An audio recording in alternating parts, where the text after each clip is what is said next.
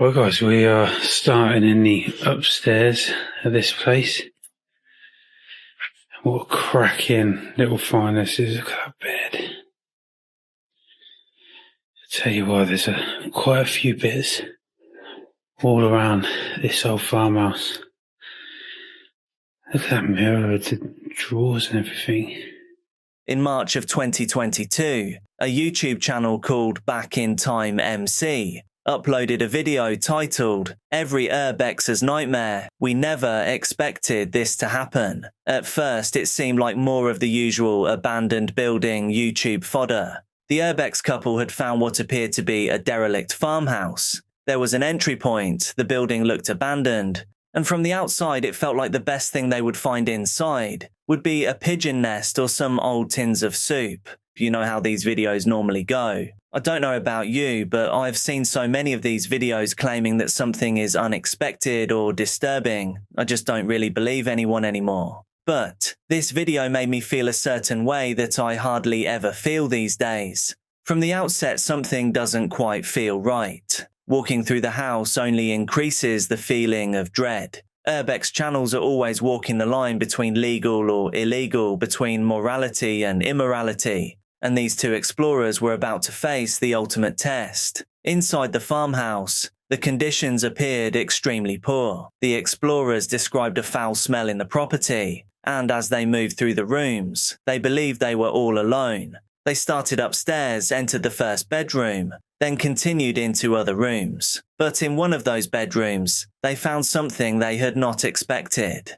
This was not a case of someone finding an abandoned room, or old photographs, or evidence of a life that had once been there. It wasn't even finding a body. In many ways, this feels worse. We'll come into this bedroom here. And wow. What an absolute beauty this place is. I'll get the light a bit better on there, but look at that bed.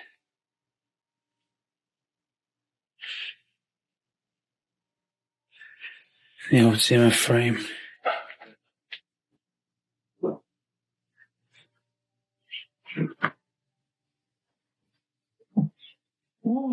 So look, it's still got the old bag. That's what the old people use these days, don't they? Get all their shopping in. Little table there with a few bits. Loving that wardrobe. I'll just squeeze in front of you. Oh my God! Hello! You're alive! Huh? Are you okay? Yeah, thank you. We thought How did you get in? there's a window that's open downstairs. Window open? Yeah, Yeah. It's an open window. Oh Why no. do you live in here? Is there no way you can go and look at it? Do you not think it's a bit... Yeah, it is, yeah. Do you not got family? No. I don't know whether you can help me or not, but I've not got any kids and not got any Whose grandkids. farm's this then? Yeah, somebody's farm here, yeah. So is this not your farm then? No, Is this your house? no, It's not your house? no, So do you just live here then? yeah. Well, what food? How do you eat? Okay? How do you eat food? Yeah, Do you eat food? yeah, oh yeah, yeah, Yeah? yeah, yeah. Oh bless. What do you do in a day then? Not a lot. Not a lot. What happened was I came here to help somebody, Okay. and this is only for a week I'm coming, Yeah. and that was 1993. Oh God. Wow, so you've been here nearly 30 years. Yeah. Nearly 30 years. Is that how long Jesus. you stayed in here then? Yeah. Yeah. Oh wow. They had entered a place they believed had been left behind, only to discover that somebody was still living inside it. Afterwards, the uploader said they did research to identify the farm and who owned it. They were contacted by someone who knew the farmer connected to the land, and they were told that the woman was known about. According to that person, she was cared for, but chose to live that way, and was reluctant to accept help despite other people's efforts. If there's anything that we can come and give to you, so we're only down the road. Do you need any food or anything? Like, if we can come and drop something off on Monday or something for you, anything like, they're your slippers? Yeah. Do you want some new? Some new Do you need some new slippers? slippers? Do you need We'll get anything? you some new slippers and some nice blankets. No, I'm alright for blankets. Yeah, but look at them, they're horrible. Yeah. But I've got some new ones. Why don't you use them? Well, I will, yeah. Do you know what? If I had room in my house, I'd tell you, I'd say, come on, you come to live with me. No. Honestly, I would. No. Because look at the I know. state of this room. Look at the state of this house. I don't want you to get worrying and putting yourself out. You've got 4 children. No. It's all right. It's all We're right. used to it. Only a little bit more stress will be fine. It's fine. We can't stay. Oh, I just can't believe you're staying there. Honestly, we want to help you. Like, we're happy to do what we can. If you need any help. Would you like my scarf to keep you warm? Pardon? Do you want my scarf to keep you warm? No. Are you sure? I've got another one in the No, car. I'm alright, no. It'll keep you nice and warm. No. I don't want you to worry. But, you can come again sometime if you want. Oh, yeah. Okay. We would like to come Yeah. have a chat and See how you're give you getting some on. company and whatnot. If you want. You could tell us some stories. Yeah, if you want. We'll get out your hair. I'm sorry that we came in here. We didn't realise. So you're going out now the way you come in? Yeah. The window back We'll on? put- Yeah. You will, please. Yeah, absolutely. Of course, yeah. Yeah. Thank you, woman. We'll Yeah. see you soon. Yeah. What's your name again, sorry? Jane. Jane, okay. Take care, Jane. Bye. They were also told her husband was there regularly and that she had a brother. But the uploader still felt unsure. They said they found conflicting details between what they were told by the man and what the lady herself had said. Because of that uncertainty, they contacted Adult Social Care and emailed over their concerns. 3 days later, they received a reply confirming that Social Care was aware of the woman, but could not provide further details. That answer did not explain everything, but it did confirm something. She had not simply been forgotten by everybody. Not quite. Even so, the footage left viewers, including me, disturbed. The dread for me comes from the reality that this lady is living in. She essentially had 2 burglars enter her home, and she was just happy to see them and invited them back. For legal reasons, I know they aren't burglars. I'm using hyperbole to drum up some emotion. But yeah, horrifying. I just couldn't get myself around believing what it actually was until I seen like mummified skin on the back of the neck and then on the back of the foot. It's just a crazy day. Crazy day. On September 27th, 2020, James Fenton was exploring a derelict industrial unit in Glen Rothes, Fife, with his brother and their girlfriends. Urban exploring was his hobby. The group had gone into the abandoned White Hill Industrial Estate, a neglected area filled with old furniture, discarded appliances, car parts, and fly-tipped rubbish. At first, nothing about the building suggested that it was about to become the centre of a serious criminal investigation. Inside one of the units, James noticed something pale among the debris. He later said he saw a white, dull, bony material, and at first he thought it might have been animal remains. Then he moved one of the boxes, and the shape became impossible to dismiss. There was a skull, a rib cage, and a foot positioned near the wall. When he saw mummified skin on the back of the neck and foot, he realized that what he had found was human.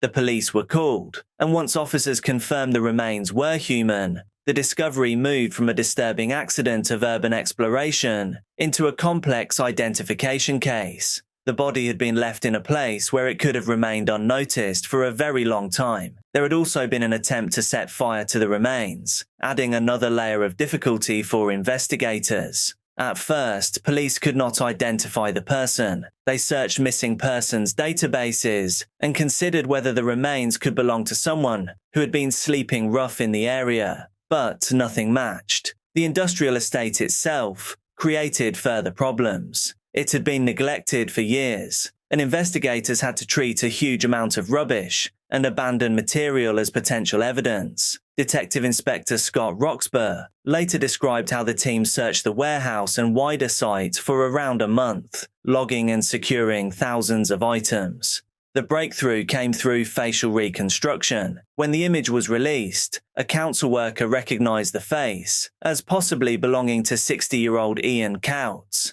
an army veteran from King Lassie, whose council home had been abandoned. His home was only about 5 minutes from where the remains had been found. Ian had last been seen on September 2nd, 2019. Once Ian was identified, investigators began looking closely at the period after he disappeared. Ian was known as a man of routine. He visited the same shops, followed predictable habits, and spent money in a consistent pattern. After September 2019, that pattern changed completely. Suspicion eventually focused on David Barnes, a painter and decorator who had been working at Ian's home.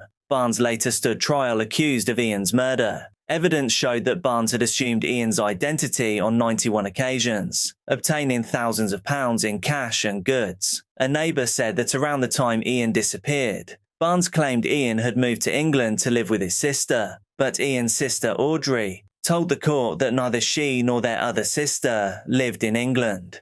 There was also evidence involving a wheelie bin. A neighbour had seen a workman putting Ian's bin into a silver Volkswagen Golf on September 3, 2019, and said it appeared heavier than an empty bin. A piece of a letter connected to that neighbour was later found in a grey bin at the industrial estate, where Ian's remains were discovered. Ian's cause of death could not be determined, and the defence argued there was no proof Barnes had ended his life, but the weight of the evidence was enough. Barnes was found guilty by majority verdict and sentenced to life in prison with a minimum term of 23 years. For Ian's family, the verdict answered who was responsible, but not everything. His daughter said there would never be full closure because they still did not know exactly what happened to their father. What began as an urban explorer's chance discovery had exposed a year-long concealment, a stolen identity, and the undignified final chapter of a man his family still loved. But I've not been out since. So I would like to go back out and look, but you don't want to come across something like this again, do you? In November 2024, British photographer Ben James travelled to Marietta, Georgia, to photograph the abandoned Norman Medford Peden funeral home and crematory for his social media page, Places Forgotten. The building had already been through a strange collapse of its own. Earlier that year, it had caught fire, with the cause still undetermined. Before the fire, it had reportedly been heading toward a foreclosure auction, and by the time James entered, the damaged building was set to be demolished. At first, it may have looked like another empty funeral home left behind after a business failed. But inside, James found evidence that this was not just an abandoned workplace. He discovered burial paperwork, bank statements connected to people who had paid for services, family photos, death certificates, credit card information, hazardous chemicals, and much, much worse. According to James, the amount of human ashes inside the building was overwhelming. Police reports later described officers finding a large amount of chemicals, along with approximately 35 boxes of cremated remains, some with identifying documents attached. Others were simply lost to time, maybe never to be identified. But the most disturbing finding was James's claim that a fetus had been left in a jar inside the embalming room.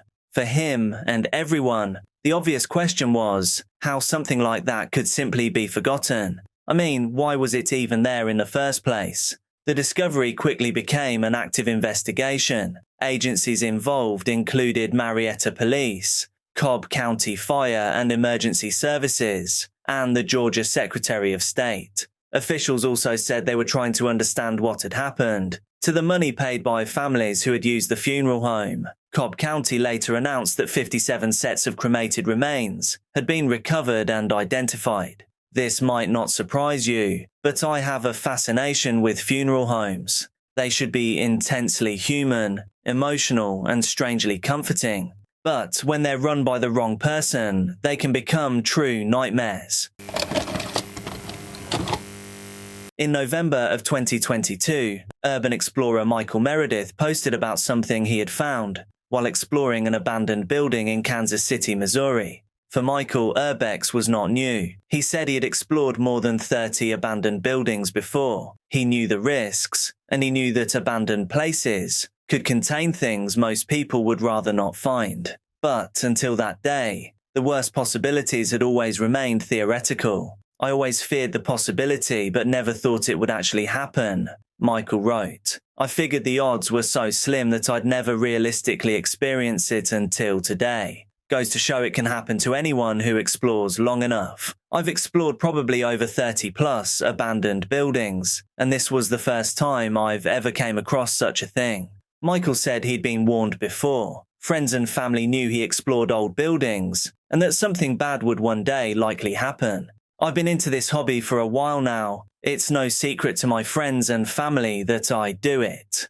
Even with this incident happening today, people are telling me it was bound to happen eventually. Goes to show you should never let your guard down when exploring old buildings, because the unthinkable could very easily happen to anyone. According to Michael, the discovery happened in Kansas City, Missouri. Inside the building, he and the others came across the very thing that they really didn't want to find. The best way for me to tell you what happened is by using his own words. It was pretty bad. With the way the body was laying on the ground, makes me suspect it was foul play, because the body was lying face down, with the arms sprawled out. So it didn't appear as though it was someone sleeping or anything like that, but more like they had suddenly dropped dead right there. He added, as for how rotted it was, no, it was not near skeletonized. It still had rotted flesh on most of the body. There was only certain parts of the body that was rotted, to the point of bones being barely visible. I'm far from an expert on decomposing bodies, but if I had to take a wild guess, I would say it was probably there for about a few weeks or so, but probably no more than a couple months. What happened next became a moral decision, based on their actions so far. Michael said not everyone with him immediately wanted to report it. There was a fear that because they were urban explorers inside an abandoned building, they could somehow become tangled in the situation. He wrote, that was actually the fear that my buddies had. They were iffy about reporting it and suggested we just leave and get the hell out of there and act like it never happened. But I was like, no, I can't in good conscience do that. We have to report this. They asked if I was willing to make the call, and I was like, say no more, and dialed 911 immediately. For Michael, the decision was simple. When he spoke to the 911 operator, a question was asked. The dispatch lady asked me if it appeared that there was any chance that the person could be saved, and I was like, not a chance. According to Michael, officers then arrived. The police showed up and they said EMS was on the way, and they asked where the body was at, so I showed them. And as soon as they saw it, they called off the EMS and requested a homicide detective instead. The police response also answered the fear his friends had raised. Michael said officers did not treat him as someone in trouble for trespassing. They treated him as someone who had reported something serious. They were really cool about it. They were thankful and said I did the right thing for calling them. Of course, they made me stick around and wait for the detective to take my info and get my story on how I discovered it. Told them how I enjoy urban exploring and checking out old buildings, and they told me they don't care if I do that. Just to be careful, because you never know what you'll stumble across in old buildings like that. After they got my info and I told them my story, they said I was free to go and to be safe in my future adventures. Michael also believed that reporting it protected them from future suspicion. Good thing we did too, he wrote, because it turned into a homicide investigation, and if by any chance they discovered any traces of our DNA in the building, they know we were just random urban explorers who were unfortunate enough to stumble upon it. So our hands are washed clean of any possible ties to it, in case it ends up being a murder case, which is actually what I suspect is what happened. The discovery stayed with him afterward. I haven't slept yet, he wrote, but I do fear the possibility of nightmares from seeing it. I haven't been able to get it off my mind all day. The image will definitely be forever plastered in my mind. I fear it will haunt me for years to come. He also explained why there were no photos or videos. Michael said he had seen videos online where people claimed to find bodies while exploring, only for the videos to appear staged. But in this case, he said the shock meant documentation never even crossed their minds. It was definitely quite a mental experience, he wrote. Usually when we discover really cool stuff, our initial thought is to take pictures or videos for documentation. But when we encountered that body, we were all in such a state of shock that it didn't even cross our minds to take pictures or anything. All we were concerned about was doing the right thing to handle the situation. He added, "We've always joked about what we would do if we ever discovered a body, but never in our lives imagined it actually happened, and we were nowhere near mentally prepared for the trauma that comes with it." Funny thing is, I'm not even a YouTuber. Although me and my buddies have discussed the possibility of starting a YouTube channel, I do kind of regret not getting any pictures or videos. So because of that, we agreed to have someone recording at all times during our future adventures. Just in case such an event were to happen again, we would have solid evidence of it. For Michael, the final takeaway was that they'd found someone who may have been missing from someone else's life, a real human being. "Don't be afraid to do the right thing," he later said. "Call the authorities, you won't get into trouble. Be safe out there, everyone, because you never know what you'll encounter." I've tried to follow up on this case, but I can't find what the eventual outcome was. Chances are it's just another unsolved case added to the thousands around the world. Thank you so much for watching. I'm uploading daily true crime and dark content here on this channel, so make sure that you're subscribed, hit like on the video, and also drop a comment so you get shown more of my stuff. Please do be careful out there, and I'll see you tomorrow.